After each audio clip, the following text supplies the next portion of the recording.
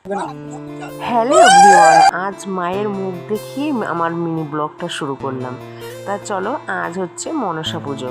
তা মনসা পুজোর ভিডিওটা আমি করেছি, অনেকটাই বড় হয়ে যাবে বলে আমি পার্ট 1 আর পার্ট 2 করে আমি ব্লগটা শুরু করলাম।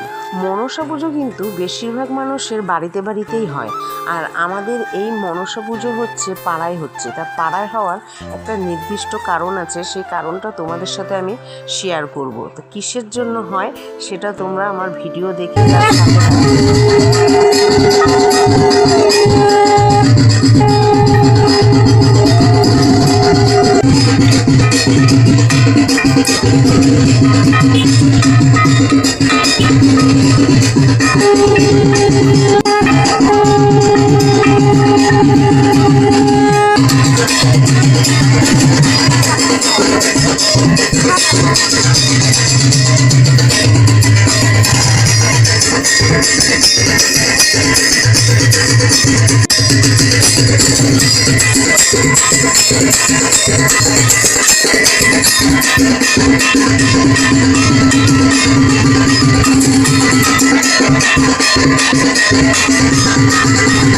তা পাড়ার পুজো বলে দেখো সবাই মিলে কিন্তু চলে এসেছে ঠাকুরের কাছে সব জোগাড়জান্তি করতে। তা সবাই মিলে বসে পড়েছে ঠাকুরের সব গুছ-গাছ করতে। কেউ ফল কাটছে, কেউ ফুল গোছাচ্ছে, মানে সবাই সব রকমভাবে গুছিয়ে সুন্দরভাবে এই জায়গাটা রাখছে। যেহেতু এখনও হচ্ছে ব্রাহ্মণ আসেনি, তা ব্রাহ্মণ আসলেই পুজোটা শুরু হবে।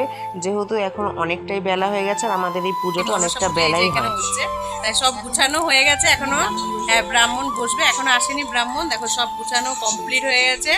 তাই আমাদের এই পুজোটা আমরা অনেক সুন্দরভাবে মন দিয়ে সবাই মিলে পুজোটা দিই, আর সুস্থভাবে ভালো মতন পুজোটা যদি কমপ্লিট হয়। এই মনসা পুজোটা কেন হয় চলো তোমাদের বলি। আমাদের পাড়ায় আমার এক দাদা আছে, তার ছেলেরই এইখানে যেখানে পুজো হচ্ছে সেখানে একটা বিপদ ঘটে গেছিলো। তো তোমরা বুঝতে পারছো কী বিপদ, সেটা আমি আর খুলে বললাম না।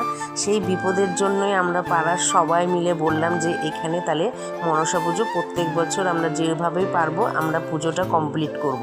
সেই কারণে আমাদের এখানে এই মনসা পুজোটা প্রত্যেক বছর দেওয়া হয়। সবাই মিলে আমরা একসাথে এই মনসা পুজোটা করি। তা